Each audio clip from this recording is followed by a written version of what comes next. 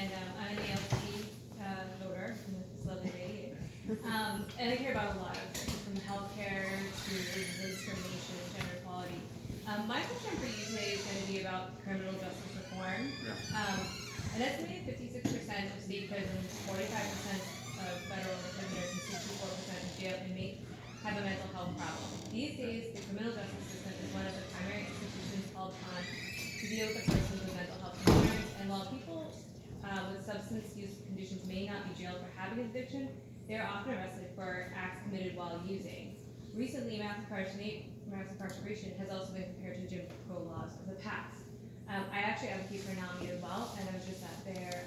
You have a say? I advocate for NAMI, the National Alliance for Mental Illness, and I was down in New Orleans speaking with police officers who are getting training to help with this situation. This matters to me because I was a kid who grew up in a poor neighborhood with no resources, and pretty much people who were undervalued were thrown in one spot. I was judged, not much was expected from me. I'm the only one in my family to graduate high school, go to college, graduate college. So a lot of this is very important to me. As president, what would you do to make sure that our criminal justice system is not the primary institution for those with mental health issues? And secondly, it's one thing to have a good plan or intention. This one's personally for me. Yeah. It's one thing to have a good plan or intention. It's another thing to be able to see it through.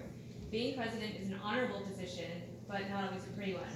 You'll be faced with making a decision when there's no good ones to make, ethical dilemmas, that sort of thing. What leadership qualities do you think are most important, not only in presidency, but in any leadership role, and how will you use them to encourage policy in the process, and community awareness in the process of ending mass incarceration? Did everyone understand Jessica's question? Jess's question about, so the question was, what will you do to end mass incarceration? What are some of the values you would bring to the job as you have to make hard decisions where sometimes, no one will be happy with what you decide. Did I describe that? You did, I'm tweet? sorry. I will seek to take out of our prisons any person who's non-violent, non-serious, or non-sexual offender.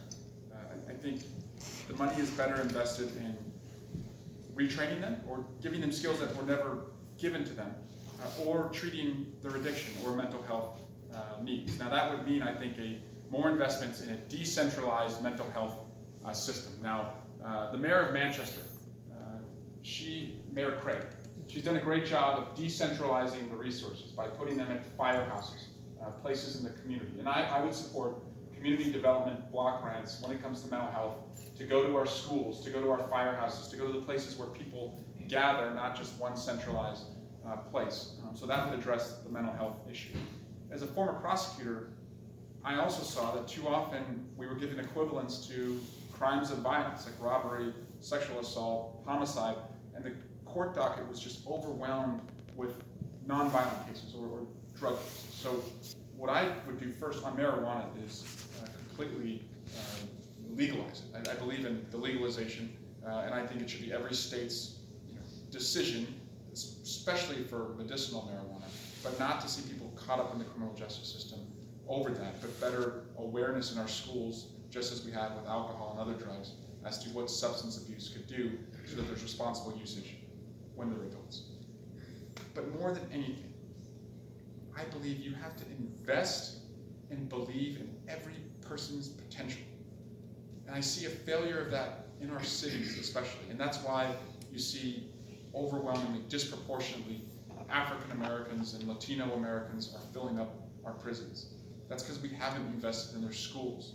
There's more payday lenders and liquor stores than there are of good paying jobs or teachers who can work in their schools. So I want to be a president that invests in someone's potential and sees that as the best way to reduce them going into the criminal justice system. Finally, I would lead with integrity and vision. Bring in the same integrity that I had to use in a courtroom every day, the same integrity I've shown as our democracy's been on the ropes, but a vision that we're not just governing crisis to crisis, but that we're long-term planning and investing in healthcare, education, and the environment so that 20 years, 30 years from now, it costs less, the earth's greener, and futures are brighter. Thank you. Yes, sir. do you have a big, bold, good industrial policy so that people in the upper Midwest, whose states